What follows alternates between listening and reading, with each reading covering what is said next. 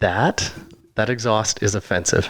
What do you mean? What do you mean it's offensive? It is just so ugly. It shouldn't be allowed to exist. That's stock for you. I know, dude. Got to change it. Yeah, you need a little bling. Yeah. That black looks muddy. It looks better now, for sure. Much better. Hopefully I don't thrash it. Oh, you will. I'm sure it will. Yeah, watching some of that GoPro, you riding up mountains and stuff. Dude, you fall off a lot. Yeah, that's, dude, like the Enduro in and of itself is, compared to Moto, like the bike just gets completely thrashed. Oh, I bet. Like watching you do Moto, you're so good. You're upright all the time. You never crash. And then seeing the video of you doing the Enduro stuff, you like to bonk into things and bike falls off. And bonk into things. I like to hug trees. Can't make it up a hill, so you just carry the bike up. Yeah, it's a whole nother can of worms for sure. Yeah, definitely. Yeah. Okay, episode 7. We ready to do this? Let's go. All right. What's up, everybody? I'm Mitch. This is the Fit4Moto Academy podcast. I'm joined today by my co-host Rick. How you doing, Rick? Doing great. How are you guys? I didn't catch you drinking something this time. No, not this time. I've learned my lesson. So, yeah, man. Today we're doing episode 7. Yes. Yeah. And episode 7 is what? Y'all got schooled. Y'all got schooled. We're gonna do a recap. We just did a school in Rocky Mountain House on the weekend. Yeah, that was an awesome event. Yeah, and we're gonna just do a little recap on that and chat about what was involved in it, and because maybe somebody wants to come out for school, and we can kind of chat about, you know, all the stuff that's involved in that. Yeah, nice for them to know what they're gonna get into. Yeah, absolutely. We'll do a little recap on it. Perfect. Yeah. How's the sound? Is it good? You sound great. How do I sound? You sound good. I'm sultry. Yeah, I'm going to apologize if my voice is a little scratchy or I start to cough, especially to everyone who's listening or watching this. My throat's not been great lately, so... You are recovering from a, 2-week sickness? Yeah. And how far was your run that you just finished 20 minutes ago? It was too far, I think. 10K? Yeah, my lungs weren't impressed with me, but... Yeah. Hey, they'll get over it. Yeah, you gotta will. do the work. So that's it, man. Episode 7. We're gonna do the intro, and then we're gonna get on this thing, yeah? Yeah, let's do it. Okay, buddy, let's do it. Let's roll the intro. I think I pushed the harp button. I didn't mean to.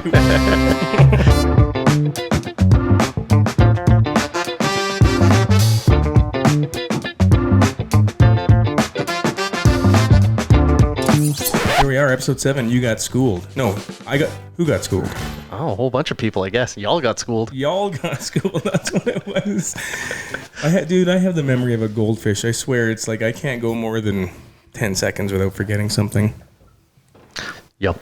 Yeah. So let's recap about the weekend, about the school. So we were in Rocky Mountain House, and we put on a school for the Rocky Motorcycle Club. Yeah, and that was Tabletop Raceway, is it? Yeah, Tabletop Raceway. So here's an interesting thing about that place, though, is that was actually the first track that I ever raced at. And that was, I want to say like 93 or 95, somewhere in there was my very first race I ever did. And I still remember it quite well, actually, that race. And I was in practice, right? We do 3-lap practice thing. One of the things that stands out the most to me is that I was in the middle of practice and I went over, there was like this camelback jump thing. So I was on a 1983 RM80 and I go over this camelback jump thing, and as I'm in the air, and I don't know, it's probably only a foot off the ground or something. I'm in the air and my exhaust goes flying off. No way. Yeah, like it comes clean off of my bike. So I stop on the track, I turn around in the middle of the practice, right? I had no idea what I was doing. I turn around and I go to get my exhaust for my bike. I pick it up, I take it back to the truck. And we had, wire and JB weld and tape and all these things trying to put the exhaust back on so that I could keep riding and keep racing. That's awesome. I was going to ask if the duct tape came out, that and some zip ties. Yeah, man, we had that thing wired tight. Nice. So I could keep racing. I don't remember how I did, though. I don't remember what the end result was, but... It was a good time. So that was my first experience racing, was at that same facility. So it's kind of funny how things have come full circle. And all these years, I still go back there and and ride at the same place. Yeah, I bet little Mitchie didn't think he'd be teaching schools there. No, I really didn't. Yeah, there's a lot of memories there. I've had a couple bad crashes there. I mean, I think for all the places that I've ever ridden, aside from Wild Rose in Calgary, I probably have the most memories at that one place. Oh, that's awesome. That's also where my wife broke her foot. Shout out to her. Mm-hmm. Can you remember how much a track's changed since your little Mitch ripping around? Quite a bit. I think some of the obstacles are still the same, like some of the tabletops and stuff have been there since the beginning of time. And then they built a couple new sections like out in the trees and stuff like that. Yeah, I enjoyed that tree section. That was that's fun to ride. Yeah, it is. It's a wicked place to ride for sure. That was one of the first places I've ever been to, and it has changed a little bit. They've added some sections to it and stuff, but some of the jumps are still the same. They've taken out some of them. I remember one in particular where it was like 80-foot double, and I'll never forget being there in a race, and this guy named Tyson, he hucks it off this thing. It was a mutter. He hucks it off this thing and breaks his femur on this 80-foot double. Dude, not good. No, so I think that's probably one of the reasons they took it out was because people were just crashing like crazy off of it. What's a mutter? You're like, coo. By the way, what's a mutter? Yeah, so cool facility though. But yeah, let's talk about the school. I'm still wondering what a mutter is. That's when it's raining and it's muddy. Okay. Gotcha. I thought you were being sarcastic. It's a mutter. What's a mutter? The name is in the description. Hold on, I just messed that up. The name is in the description, and that's wrong. Hold on. Where's the? I'm trying to add sound effects here. There we go. The description is in the name, is what I meant to say. Gotcha. Yeah. I just didn't know if it was some kind of slang where, small guys called Mr. Big or tiny because he's huge. I don't know. I don't know. No, yeah, that's when it just rained lots and it's muddy. Oh, okay, so you're on Saturday, the school would have been a sunner. It was real sunny. No, it doesn't work that way, does it? Oh, it only works one way. Yeah, one way, and it's only mutters. A sunner? Yeah. No, it wouldn't be a sunner. That's just called a normal day. Okay. Sunner. Yeah. So, so let's chat about the school. So Rocky had reached out to me to do the school, and I figured just for this podcast, we could kind of chat about the schools and the format and some takeaways from that. Yeah, sounds good. Let's do it. Yeah. So I see you got some questions for me about the school. I did. I just jotted these down. So let's dig into some of those. All right. Numbers, class size. How many do you have in a class? What's a good number to coach? So for me, typically I do about 10 per class. And that's also dependent on how many instructors there are. Gotcha. Because sometimes I will bring in another instructor that can help kind of split things up for me a little bit. Although I am quite picky with who the instructor is, because I feel pretty strongly about the type of coaching that the kids or riders, it's not always kids, the type of coaching that the adults are getting. Gotcha. So for me, it has to be someone who's very competent, not just skill-wise on the bike. They have to know what they're talking about, but they also have to be able to relay that information to the riders effectively and in a manner that I feel like represents what I value. Cool. So I've got pretty limited knowledge of people in the moto scene. Do you know any names that you're working with right now or do you have a name of anyone that you're working with right now that might come coach with you that I might know?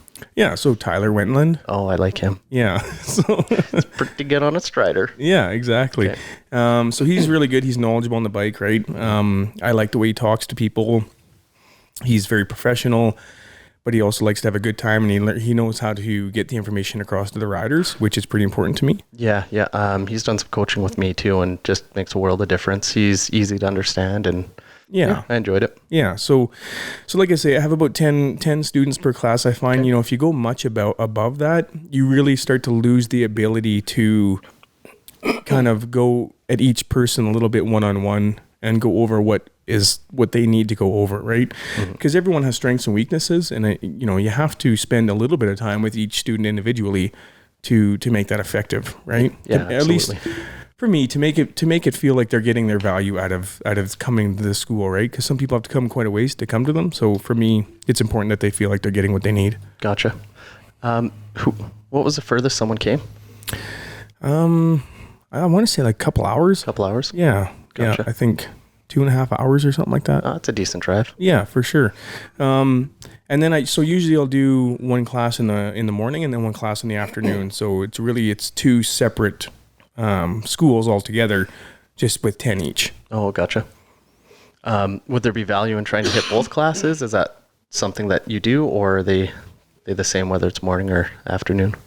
Sorry, say that again. Do which? Would there be value in attending both classes in one day, or do you teach about the same thing? And yeah, it's pretty much the same thing. Okay. Yeah. It's kind of just a carbon copy of the morning and the afternoon. Sometimes I'll split up like girls in the morning, boys in the afternoon. Gotcha. Because a lot of time girls, they don't want to ride with the boys, right? Mm-hmm. Sometimes the boys can be super competitive, and that might steer some people away, understandably, right? Yeah.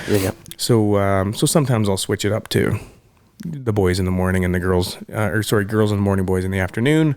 And then sometimes girls don't mind getting hucked in with the dudes and mixing it up too. So we'll do that if we need to. Oh, that's awesome.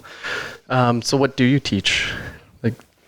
So I have, and this is where it's kind of interesting. So I never had full on lessons from anyone growing up.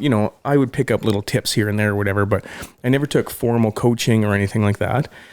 So for me, when I was developing the school, I really just kind of went off the top of my head and said, okay, I need to cover these basic things. Mm-hmm. And because everything that I do builds on everything else. So the very first thing that I talk about in, the first 10 minutes of the school, that same thing needs to be applied at the end of the school as well as everything in between. Like it all builds on itself, if that makes sense. Yeah, absolutely. Yeah. So I try and cover a lot of the basic stuff.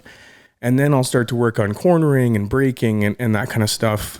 Still on somewhat of a basic level, but it's the same thing that I tell any of the riders, the students, is, even at somebody who rides at a faster pace, you still need to work on the basic stuff. You still need to work on braking and foot placement and hand placement and all these things. Unless you're like one of the top dudes in the world. And even then, they probably could have some reminders now and then. Yep. Hey, your form started to suck. Focus on that, So certainly with the people that I coach and do the schools with, they definitely need those reminders. It's the same way that I need those reminders. So, I feel like it's a good idea to touch on a lot of that stuff. Yeah. Oh, that's awesome.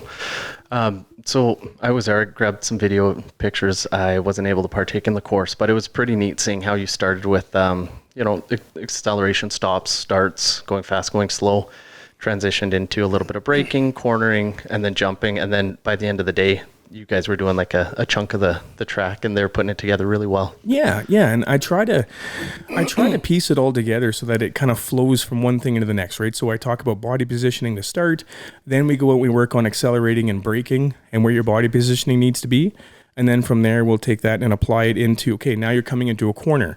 So all of those things about technique that I showed you, those apply as you come into the corner and you leave the corner, because you're braking coming in, accelerating, leaving. And then we focus on the corner itself. What are you supposed to do in this corner? Let's say it's a mutter out there, and there's not a sunner, a mutter. It's a straight up mutter. There's an 80-foot double. It's the end of the day. We're learning to jump. What if I don't want to? What if I don't feel safe? So that is something that, because the way that I break the school up, people need breaks. So by the end of the last break, then I talk about what we're going to move on to next. And that typically is jumping near the end of the day, because things have kind of progressed by that point, right? Okay. So one of the things that I did see was some concern, and some of the riders' faces, they're like, nope, I'm not doing it, right? And the very first thing I try and do is kind of quelch that fear. So first off, I'll say, whether you jump 1 foot or you jump 100 feet, everyone has their own point that they're currently at, right? Mm-hmm. I mean, maybe your bike leaves an inch off the ground, and that's kind of where you're at for jumping, and that's totally cool. Yep. I'll never make anyone go past what they're comfortable doing. Mm-hmm. So the first thing I did is say, look, I'm not going to ask you to clear some of these jumps out here. That's not what I'm talking about. What I'm talking about is some of the do's and don'ts when you do jump, if that's today or if that's 5 years down the road. That's what we're going to work on here. Some things to keep in mind for when you do start doing that. You don't have to do it today, but when you do start jumping, because if you're riding a dirt bike, everyone likes jumping a dirt bike. Of course they do. Right? So we talk about some things to keep in mind so that you're safer and a little more effective when it comes to jumping, and you don't have to learn the hard way, you know? Yeah. Yep. Oh, that makes sense. Yeah. And one thing that I noticed was that particular jump, you picked a tabletop, a really safe looking one. Everyone was jumping that throughout the day. But as soon as you mentioned, hey, we're going to tackle jumping, it was neat to see some people be like, no, even though they've been doing it the entire day. Yeah. People get intimidated by it. Right. So, and that's a really important point, is that I picked the safest jump on the track. So it was just a small tabletop with a super smooth, lengthy landing, so that there's no consequences if you go long or come up short. You could jump it as far or as short as you want to, and you'll be completely fine, you know? With how you explain jumping and how you kind of tailor it to everybody's skill level, what is the skill level required to come to one of your schools? Man, we get everything from like junior-ish riders to kids who literally wear cowboy boots, and that's it. Like, I saw a pair of jeans and I loved it. Yeah. A lot of the kids actually show up wearing jeans and stuff, and that's totally cool. Like, it's all about building your skill level as a rider, and that can be the kids that are wearing cowboy boots and jeans and they're just brand new to dirt biking, and it's amazing. And that can be right up to a kid who's getting into racing too, right? Because a lot of those same basics, techniques, fundamentals, that all still applies, and they all still need either to learn them and build them as the new rider, or they need the reminders as maybe a kid who does do some jumping and stuff like that. Gotcha. So I've heard you say you try and make people safer, faster riders. So it sounds like that would apply to somebody coming off the farm. Like what you teach on the track, you can apply to putting around the field just to make you safer with your braking, your acceleration, your cornering, that kind of stuff. Yeah. A lot of it, like I said, is technique-based stuff where, it always applies. You know, if you're riding a dirt bike, it doesn't not apply. Yeah. Yeah. So a lot of the same techniques apply, whether it's a farm kid or, like I said, it's a kid who wants to get into racing, right? So there's this one little girl from this weekend. Well, she was the only girl in the class, and her name was Paisley. And if Paisley is listening to this, shout out to her, because she's a really, really cool little girl. Oh, she was awesome. And she showed up on like a little TTR. I'm going to think it was a 90, maybe. Like it was just, a little 4-stroke bike. And showed up in her jeans and but try hard, right? Oh. You ever notice that like the young girls that show up to the schools always seem to be the one that tries the hardest? It's funny you say that, because I did have that conversation over the weekend with one of the dads. I'm like, the ladies, the girls, they're amazing. They just listen. They do exactly what you tell them to. They try their best to go ahead with it, and you see such an improvement by the end of the day. Yeah, and they just have this, like, they just try it over and over. So a lot of the boys, they'll find that, and I get it, after a little while, their attention starts to wane, and they're like, I want to go and do some laps and stuff, and that's cool too, right? Because I want to ride my dirt bike. But while they were doing that, and I sent the boys out to do some laps, here's little Paisley on her TTR wrapping the same corner that we just finished going over. She went out and practiced it, dude. Like, oh, that's awesome. That's how you get better. Totally. All the other boys were out ripping around, and there's little Paisley doing reps on this corner, trying to nail it. Oh, that's awesome. Good for her. Yeah, and she, so I went over and, I was giving her some kudos and giving her just a little bit of one-on-one, and she comes around the corner. She does really well, so I'm clapping, and I'm like, good job, Paisley, and I hear this as the bikes go by, thank you. Oh, that's so cute. Yeah. I really do enjoy coaching the little girls like that. They try so hard, and they listen so well, Yeah. They're really quite fun to coach. Yeah, that's one thing I've noticed just standing on the sidelines that I love about you and your style. You are constantly encouraging. Not once did I hear you say anything negative. It was all encouragement. Well, and I think that's what most riders at that stage need, right? So, if we go up to junior, fast junior, intermediate, pro, they're probably going to need some cold hard truth, right? Like, dude, you're slow here. You need to pick it up, so on and so forth, right?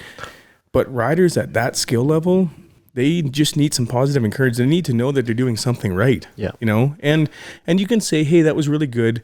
Maybe try and do it this way for me. And they'll go back and try it again and probably do a better job. Yeah. As a beginner, I love the encouragement because I feel like I do everything wrong. So when someone does tell me that I'm doing something right, oh man, it makes me feel like $1,000,000. Yeah, totally. Nice. And it makes you want to keep riding and keep going with, because I mean, look, you know, I was no different when I was new too. You know that you're new. You know that you're not as fast as the pro that's out there. Of course, yeah. You don't need someone telling you, dude, you're going pretty slow in this corner. You know you're going slow in the corner, right? What you do need is you need some positive encouragement to say that you're making progress. You're getting better. Totally. What am I doing right in the corner, and what else can I do to improve in the corner so I can get faster? Yeah, absolutely. Yeah. You know, and we kind of touched on it before on one of the earlier podcasts about coaches and stuff like that. But I do feel like, you know, that's part of the coach's job is to look at every rider, immediately pick up on what skill level they're currently at and work with that individually all at the same time, however, in this big group, right? Because each student needs something individually. So you have to be able to pick up on where they're at skill-wise and say, okay, when he comes back around, I'm going to mention this to him. And then, you know, when little Paisley goes by, I'm going to mention this to her. You know, and you're doing that with a big group of people. I think that's what makes one of the things that makes a good coach. Yeah. Yeah, I definitely saw you do lots of that on the weekend. That was really good. What was the skill level just over the weekend, the difference in skill from kind of the lowest rider to the highest rider? Well, I find a lot of the the schools that I do, you know, we get everything from kids who are, and the parents will come up to me and tell me flat out, my kid is just learning how to use a clutch. Okay. You know, that's kind of where they're at. Gotcha. And I think that that's awesome, by the way. I don't want to discourage any of that. I think that that's wicked because, you know, when you're that young and learning and new, I mean, even if you're not that young, there's lots of adults that are there too. But when you're that new to it, you can develop good habits right out of the gate, right? Versus, you know, someone who's been around for a while, it's tougher to teach that old dog new tricks. Yeah. So everyone from little people or adults that are just learning how to use the clutch, all the way up to kids that are fine with using the clutch and they're trying to learn how to jump, you know, go a little bigger than they did. They may leave the ground a little bit, but they're not doing doubles or anything like that. Yeah. All the way up to kids who are racing in the super mini and stuff. So would you rather see people earlier when they're first learning to ride progressing? That way you can help kind of instill some of those good skills rather than later when they've formed some bad habits, or does it matter? No, it doesn't really matter. Again, I think a part of that is meeting the rider where they're at. Gotcha.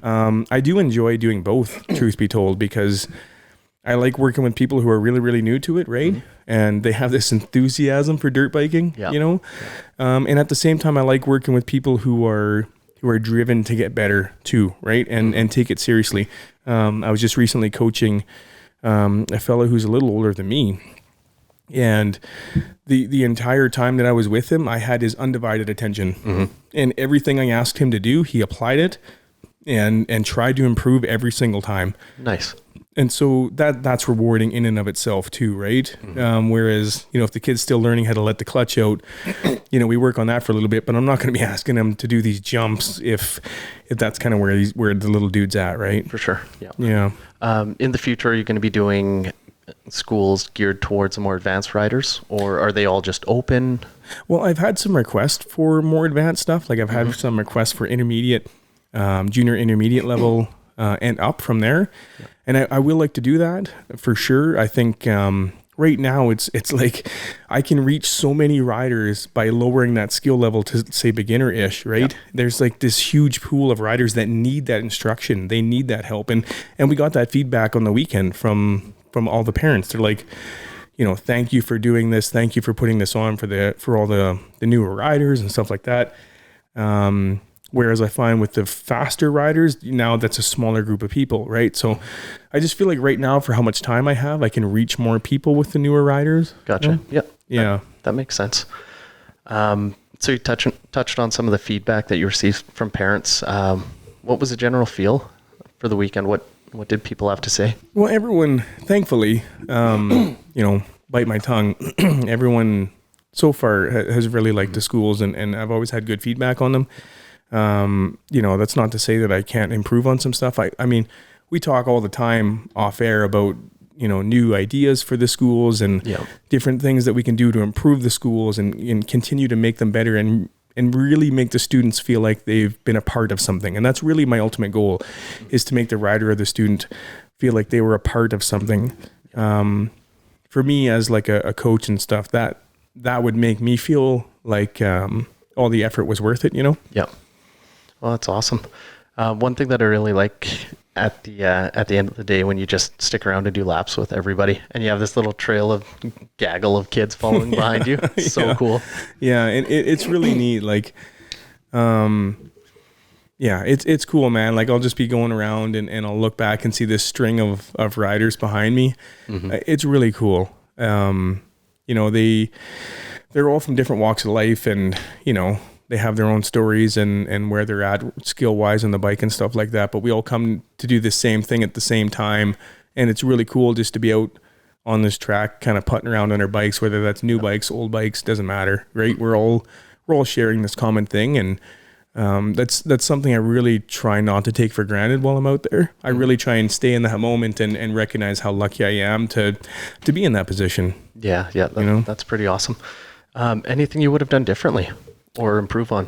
I think every time I do one, there's things and I'm like, oh, I should have done that better. I should have done this or that better. And it seems like there's always stuff I forget to bring up. So in this last one, admittedly, one of the things I forgot to bring up was safety gear. So being that a lot of the riders are new, they kind of look to me for, well, what kind of bike do you have? What kind of gear do you have? What are you wearing? All that kind of stuff, right? So I feel like that's a really good opportunity to introduce some of them to some of the safety gear, like chest protectors, neck braces, that kind of stuff. Helmets. Yep. We talked about different levels of helmets on one of the last pods. Just that kind of stuff. Boots, not cowboy boots, but motocross boots. What's the point of them? Just things like that, where I feel like that's a good opportunity to say, hey, I know you're new to this and you don't know what you don't know. So let's just chat quickly about some of the safety gear, and I've been a long-time supporter of things like neck braces, right? Yes. Yeah. And there were a couple kids wearing them that I saw out there. Actually, one kid, and he was wearing one that was not good. It was too small for him. It probably wasn't going to do anything if he did get into a crash. Okay. So I feel like I could have taken more time to talk about that kind of stuff. But at the same time, there's always something I feel like I can do better, but I'm always driven somewhat by a time crunch too, right? Yeah, you can only do what you can do, right? Yep. So if I say it starts at 10 and some people show up at 10:30, it is what it is, right? You got to roll with that. And I do have an end time because I have to be respectful of people's time. So if I say it ends at 1 and all of a sudden we're there at 3:30, that's not going to go well, right? For sure. Yeah. So even in the last lesson, I kept looking at the time going, okay, we're running over now because some people were a little late, and that's cool. That doesn't bother me, but I need to be respectful of everybody's time. Yeah. So I only have so much time to go over so much information, and we did talk about doing like a 2-day thing where we can stay overnight and do a barbecue in the evening and that kind of stuff. I think that would be a blast, bonfire, that kind of stuff. And yeah, I think that would be really cool too. Mm-hmm. So maybe that's something that, we look at down the road in the future a little bit, and then you have kind of lots of time to go over all kinds of stuff, Yep. But it was a really good school. I mean, I think I've been fortunate enough now that all the schools I've ever done, I've never done one where I've kind of walked away from it going, that was bad, Yeah. I've been around some not so great coaches, but I feel like my part in any school that I've ever been in, I've walked away thinking the students are happy with what they got from me. They've gotten value from the time spent with you. Yeah, totally. And that's really all that matters to me, is they got value from it. If someone shows up a little late to the school, like, so again, there's people that show up a few minutes late, and then there's people that show up. I've done a couple schools now where there's people that show up like when the school's over, right? And I'm not the kind of person that's going to let them walk away with nothing, right? So guess what? Okay, come with me. we're going to do some coaching right now. Gotcha. You know, and to me, that's important because I need to feel like they need to feel like they got some value too, right? Mm-hmm. And yeah, they showed up late. Yeah, that's on them. I get that. But I always try and put myself in their shoes. Or maybe when I was a kid growing up and for whatever reason, you know, me and my parents or whatever were late coming to this thing, how would I feel walking away not having gotten anything from this guy that I was super pumped about getting some lessons from? Totally. And the kid that's under 16 doesn't have a license. They're usually not to blame for being late. Yeah.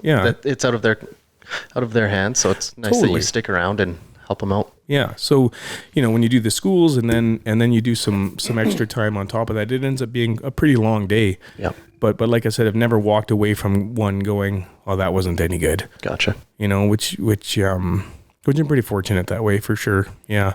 And so Rocky reached out to me to do that. And so, and here's an interesting part too. So I do the school, and while I'm kind of sitting down after the school's over with a bunch of families, they're like, okay, so you're going to do more here.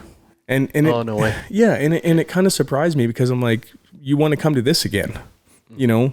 Now maybe they think the next one will be different lessons or whatever.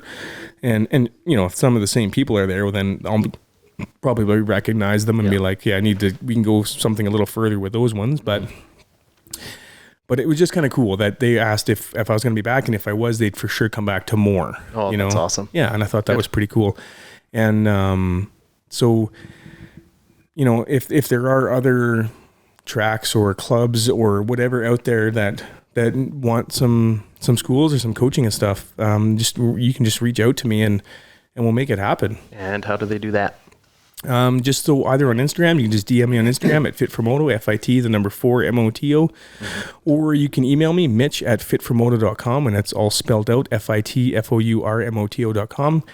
And I'll respond to either one of those, or you can even go on the website and contact me through there. Gotcha. There's lots of different ways to get a hold of me, and we'll make it happen. We'll make sure that you get some good instruction going at your track, your club, or maybe you just have a group of people that you're like, yeah, we'd be down to try and get some kind of lessons. You know what I mean? And that's one of the other parts too, is that I've never had someone walk away, at least that they've said to me. Everyone's been super appreciative to me, and I'm lucky that way. But I've never had someone walk away and say, I didn't get any better from this. I didn't learn anything from this. Gotcha. You know, so if you do have a group of people that feel like getting some coaching, by all means, hit me up and we'll try and make it work. Oh, that's awesome. So what do the tracks get out of having you come out and coach? So they're going to get safer riders. That's a bonus. More people familiar with the track. What else? So one of the things, some of the schools that I've done, some of the riders are local. That's kind of the track they go to, but then a lot of them have never been there before. So the kids that have never been there before, now they're familiar with your facility, and they had to get a day pass or they bought a membership, and now your club is getting more money for that, right? Oh, gotcha. So that's 10 to 20 people paying fees or membership fees or whatever. Yeah. So they get a little inflush of cash. Yeah, for sure. They get more attention to their club, cool. Right? And then all the content from that gets posted on social media too. So now you get a bunch more of attention to your facility. And then on top of that too, I'm not against giving some cash back from what I make on the school to the facility. You know, I'm not in it just to make money. I mean, I started out doing these things for 100% for free. Yeah, last year they were all free. You didn't charge a penny? Every single school I did last year was for free. Didn't charge a penny to anything. I'm not doing it for the money. I'm just doing it because I really, really enjoy dirt bikes. Dude, it's something you love. That's all you talk about, think about, dream about. 100%, yeah. So why am I charging now? It's simply just a time thing. If I'm doing schools, some other part of my life has to give. Yep. So it's only fair that I get something for it, right? Oh yeah, and at almost $2 a liter for gas to drive 2 hours one way, it adds up. Yeah, absolutely. Yep. Yeah, and so it takes a full day of my time. Mm-hmm. That's a day of my time, not riding or doing content or doing all these other things. And then the gas money for me to get there and all that kind of stuff, right? So. Yeah, man. And I try and keep the costs as low as I possibly can for these things so that I don't want to charge a stupid amount of money for these. I want to keep it. And that's one of the things I always started out with, even when I was doing them for free, was I wanted to make sure that even the low income families could be a part of this. I didn't want it to be just for the families that had all the money for all the new dirt bikes and all the new parts and a brand new truck and the enclosed trailer with 16 brand new bikes in it, because that wasn't me growing up either. We didn't have the money for that. So maybe if someone like me existed when I was young, I could have been a part of something like this because it was at an affordable price. Yeah. That makes me think about being at Drumheller at one of those last year, and there's a kid on the Suzuki with a 0 suspension. Yeah. Just keeping it at an affordable price. Yeah. That's something that's really important to me.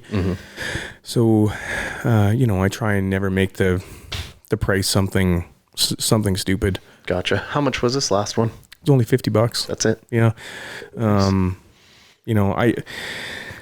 If I'm being honest, I even feel guilty asking for money for them. Because I'm trying to keep it open to everybody, it's tough for me to even ask anything for them. Yeah. But I realize that, like you say, I've got gas, I've got the time to get there, I've got all these things to pay. Yeah, totally.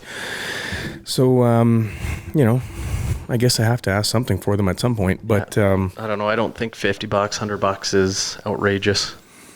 No, I don't think so either. With the man, the myth, the legend, Mitch Robinson. Yeah. But yeah, man, it was a lot of fun. I love doing the schools. We'll probably do some more, certainly in the fall. Gotcha. It's a little tougher with summer to do ones that are just kind of by the seat of your pants because everyone's already gone on their summer vacation, right? Yeah. So, we'll see what we can come up with in the future. Nice. But it was a really good weekend, man. There were some really good students, and as usual, lots of fun, silly goose time. Oh, yes, it was. Just being there, taking pictures and videos, like I really enjoyed it. Just seeing so many happy people. Nobody had a bad time. Nobody was upset. Nobody was grumpy. It was just a bunch of people doing what they love. Yeah, absolutely. Did you notice I just hit it sounded like a banjo? Yeah, buddy. A bunch of country boys doing country things. Yep. Yeah, man. So that's it. That's the pod. Cool. Talking about y'all got schooled. Yeah, man. It was a good time. So if you're interested in hitting up one of them, check out the website Fit4Moto.com, where we post some dates, or just DM me and I'll let you know when the next one is. Sounds great. Yeah. And you also do your one-on-one coaching too. Don't forget that. I do some one-on-one coaching too. And the calendar is getting ridiculously full of those now. Gotcha. And for the same low price of whatever you charge, I can show up and be your hype man. Heyo. Yeah, get some. Your hype man. Do you wear pom-poms? Absolutely. Okay, how far can we go with this? Will you wear a cheerleader dress? Okay, hold on. How much would I have to pay for you to wear the cheerleader dress? Let me ask that question. Can it be in fuel rods? Yes, they can be in upside down hugs. It can be whatever you want. 7 boxes of fuel rods, and I will do a cheerleader costume. That is a steal. Okay. Deal. All right. Wow. And I love that's when you're coughing, so you're going to have to edit that out. Yeah. I might even just leave that one in, dude. It's worth it. I'm over it. Cheerleader. Yeah, I'm over it now. Oh, man, it's been a rough one. Sorry, everyone, for coughing so much and trying to clear my throat. And it's, trying to get over whatever the heck this is that I had. It took a toll on me, but we're here. We're doing this thing, man. We're still pumping out the content. We're still doing the pods and stuff for you guys. So we appreciate everyone staying to this point. I think, if you made it through all the coughing and the throat clearing and as much as I didn't try and edit out some of that stuff, man, thank you so much for staying tuned into this. And that's a little bit about the schools. Can I do a shout out? Yeah, what do you got to shout out? The dude from Texas listening or watching our podcast on YouTube. You are a stud. Thank you. There's a guy from Texas? Yeah, dude, he was in the comments. What? Yeah. What do you mean? I didn't read that comment. What did it say? Well, Hi, I'm from Texas. Hi, I'm from Texas. Listening from Texas. No way. Yeah, what a stud. From Texas? From Texas. Shout out to Texas. Hold on. There's got to be a sound effect for this. There's applause. Yeah, there we go. That's for Texas. That's for you, Texas. Yeah, Texas. Thanks so much for tuning in, everyone. And we'll see you on the next one. Thanks, everybody. All right. Ciao.